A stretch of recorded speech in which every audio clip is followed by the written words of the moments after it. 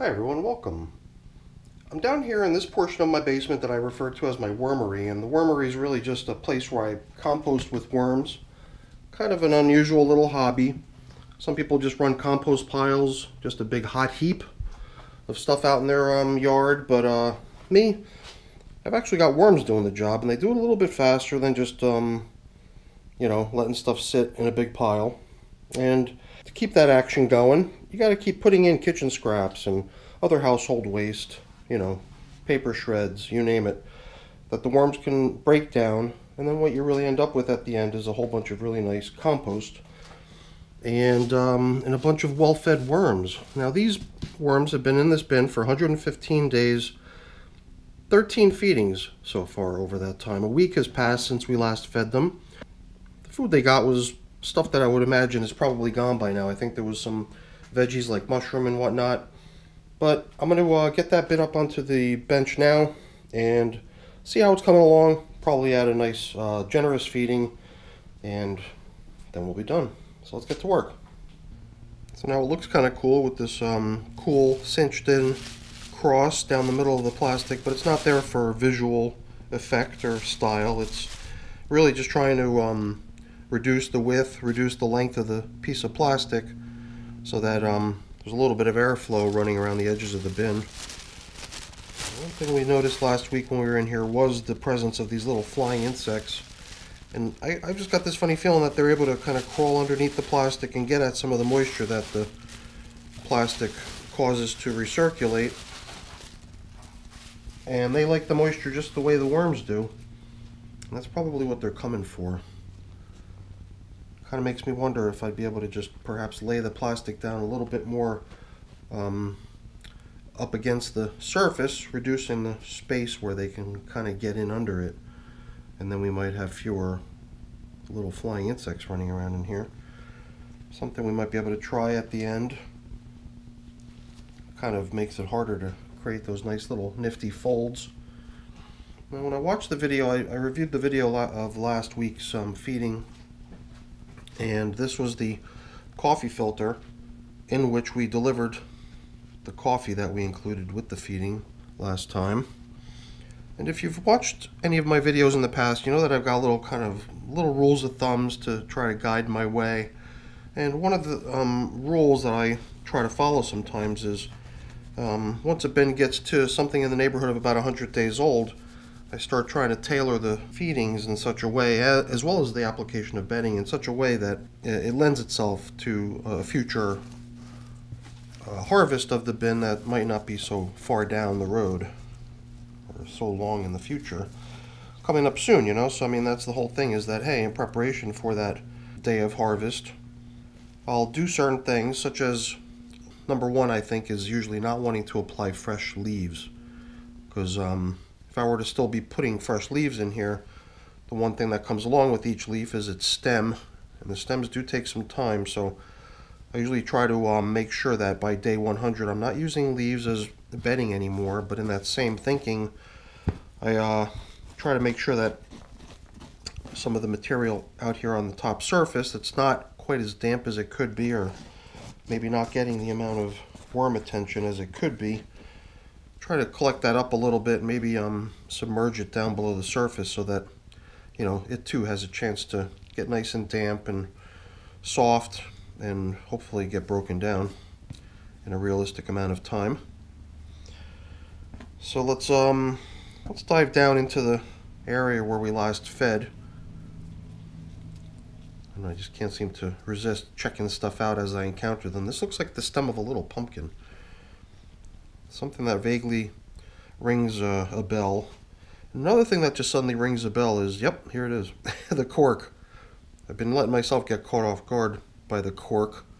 Just a quirky little object that I once put into one of my worm bins years ago at this point. It's just been gradually getting broken down, I think. Softening up at least a little bit, I hope. And maybe someday it'll turn into compost. But it's a really slow process, that's for sure, when it comes to cork. Man, this stuff is so nice. There was a whole bunch of bedding thrown in here last time. The piece of newspaper that was covering things here before when we opened up the bin originally was a pretty fresh piece of newspaper that we put in there to replace one that had been really tattered, and that's the one we're finding in little shreds now down here as we make our way in. So we decided it was time for that piece of newspaper to get used as bedding in the feeding area. And this piece I had trouble with. I could feel that it was two sheets, and I really wanted to kind of separate the two sheets from each other if I could. It seemed like that was going to be my chance to do so, but they're just so they're so stuck to each other at this point that they just won't come apart. I can't even find a place to get a fingernail in or anything. So here's another piece of what feels to me like folded over double wide or double thick newspaper. I guess if I can't separate the sheets, we'll at least break it up into smaller chunks. So you can see we're coming up with a pretty nice collection of different things. And I think going forward, obviously no fresh leaves, but along those same lines, I'm not going to add any fresh bedding anymore. I think I'm going to limit my next few feedings to being feedings only, just food. And I'll do my best to recycle whatever bedding I can when I sort of inspect the bin and before I apply the food. Because I bet a lot of this stuff, you know, would, I mean, I think, yeah, if I just try, I could probably collect up more than I need to lay down as the foundation for the feeding. Some of the stuff actually has little bits of food remaining in it, which is a little bit surprising to me. I really didn't think we'd find many leftovers, but it was sort of a variety of different food items. And I did think that the majority of it would be gone, because it all looked pretty tender, if you will, but who knows. Certain foods, when you give them to the worms, really do end up surprising you. You think it's going to be something that the worms can break down really quickly, and it ends up being something that takes forever. For me, corn, I think, was the biggest surprise. I somehow imagined that corn would be a food that the worms would just demolish in no time, but it turned out to be totally the opposite of that. Somehow corn cobs just seem to take forever for me in my bins. There's a good amount of material in here. I'm just trying to be cautious, you know, because if you can see, I'm already holding my clean hand here on the edge, trying to make sure I don't end up shoving some of this material over the edge. So I am a little bit limited on space in this bin. I guess it depends on what your drive is or what your triggers are. Some people will probably, most people will probably use the capacity limitations of their worm composting container as their trigger or their, you know, deciding factor in terms of to continue or not. Because if you start getting really full, like this bin is, it gets difficult to work and do things. So there is a good amount of bedding materials floating around in this bin, and we've collected up a good amount of it. We even bumped into some scraps of leftover food here and there.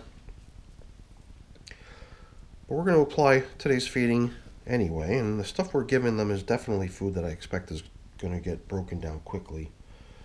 It's all kinds of really, here, I'll show you. It's soft stuff, or at least stuff that becomes soft once it thaws out, because it's all coming out of the freezer. It's all very minute little chunks of stuff, or at least the majority of it is. And there's also coffee. I'd really like to see if I could do away with all my coffee, and then maybe sprinkle a little bit of that veggie in there alongside of it. But the one thing that stacks up around here all the time is coffee, so I'm always looking to get rid of that as quickly as possible. Alright, I think we've created a nice little hole here. Let's grab some of these materials that we'd really like to see get a little bit more attention from the worms and get broken down. A lot of these scrap bedding bits. I don't know why, I just like placing a little bit of bedding underneath where the foods are going to go. And then we'll sort of start shaking some of the small particle matter out of this food bag for them. I'm going to layer it in here a little bit, because one of the materials that I apply, I think, benefits from being sort of commingled with the other foods. And that's the coffee. I think if just a big mound of coffee is thrown into the bin, I think it's stuff that the worms have a hard time taking advantage of as a food item. It sort of just becomes this block, a heap of stuff. So I've been thinking that if I kind of blend the coffee in with the grit and the surrounding food, it all kind of blends together. And we'll just keep recycling little bits of the bedding type materials that we found along the way. The dry leafy stuff and sticks and stems that we'd like to see get more attention. That's what I just sprinkled in here. And well, let's give them a little bit more veggie, I suppose. Not everything is finely broken up. Some of it is kind of clumped together, but there's a few larger chunks of stuff in here. But in my bins, it's this sort of stuff that really tends to go really quickly. Carrots are a real hit, especially when they've been frozen and thawed. Lettuce leaves always seem to vanish almost immediately. And I don't know, I'm being really generous with the grit. The grit that I'm sprinkling in, the little white powder bits, are just little tiny particles of pulverized eggshell. It's something that can be substituted with sand or other types of materials. Any sort of really fine, coarse material that the worms can utilize in their gizzard to break down their food is a good food supplement. We still got a little bit more bedding type stuff reclaimed. The food, I still got a whole bunch in that bag, and I can go crazy with it if I really wanted to. But we've already sprinkled in a couple layers of veggies. For me, it's really more about elimination of this coffee. So what I'm going to do is eliminate all the coffee. We'll hang on to the filters. There's all kinds of paper and everything in here already. Bedding is in here in plentiful quantities, so we don't need to supplement that. But I think we've got ourselves a pretty nice little smorgasbord going on here. A little bit of fresh stuff, a little bit of old stuff, a little bit of this, a little bit of that. Stuff that the worms, I would imagine, are gonna really enjoy.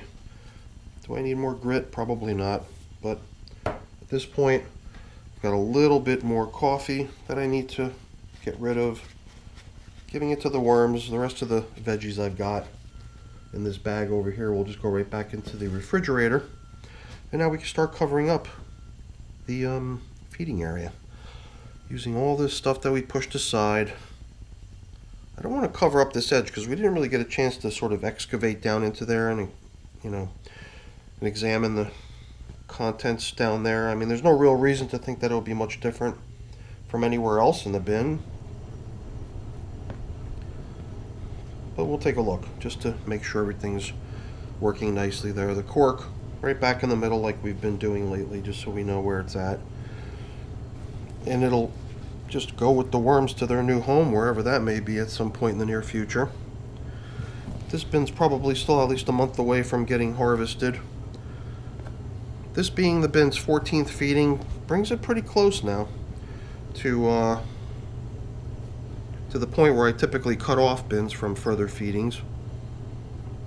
So I might go another feeding in here before I start into the processes that support the harvest of the castings out of the container. But I think we're more or less done here. I've got all these older bits of paper now. They're not even that old at this point. They're only in service in this capacity for the past week. Like I said, this was part of the feeding last time, but instead of just integrating the filter into the bin as additional bedding, we used it as the marker to show where we last fed, and to replace all those really tattered bits of newspaper that helped line the top surface. We put this fairly fresh piece of paper in its place.